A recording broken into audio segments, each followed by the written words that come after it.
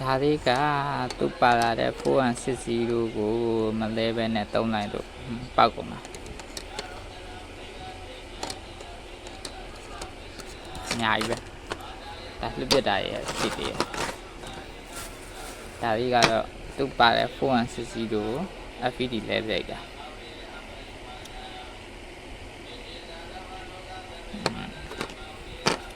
ဒါလေးနဲ့ဆိုရင်ဒီကတ်ရဲ့ဒီရှိပူခံတော့မယ်ရှိကပထမသူ့ original ရှိထက်2ဆလောက်တက်တာပါ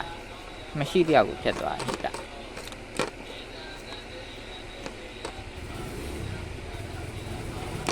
ဒါမျိုးလေးဖြစ်သွားတာပေါ့နော်ဟုတ်ကဲ့ဒါမျိုးလေးကနေဒါမျိုးကြီးဖြစ်သွားတာပေါ့ဒါတော့သူ့ကိုမသုံးခင်မှာတခါတည်းလဲလိုက်လို့ဆိုရင်တော့ပြန်သုံးလို့ရတော့เนาะအခုလိုမျိုးပေါက်ပြီးသွားမှဆိုရင်ရောမရတော့ဘူးပြန်လဲလို့မရတော့ဘူးစွပ်ပြစ်ဖို့ပဲရတော့အရေးယူပေါ့ဒါလေးကတော့မသုံးခင်မှာ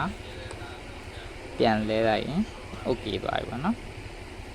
ဒါလေးတွေရဲ့ဈေးကွက်မှာဝယ်ရတာပေါ်ပါတယ်560ကြိုက်တာထည့်လို့ရတယ်500ရှိတယ်1000ရှိတယ်1200ရှိတယ်ကြိုက်တာထည့်လို့ရတယ်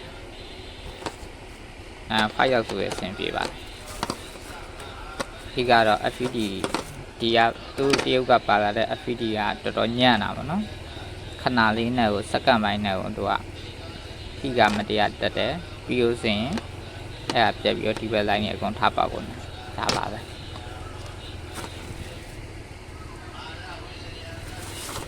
ဒါတော့မသုံးရသေးပဲနဲ့ပြန်လဲထားတဲ့ဟာ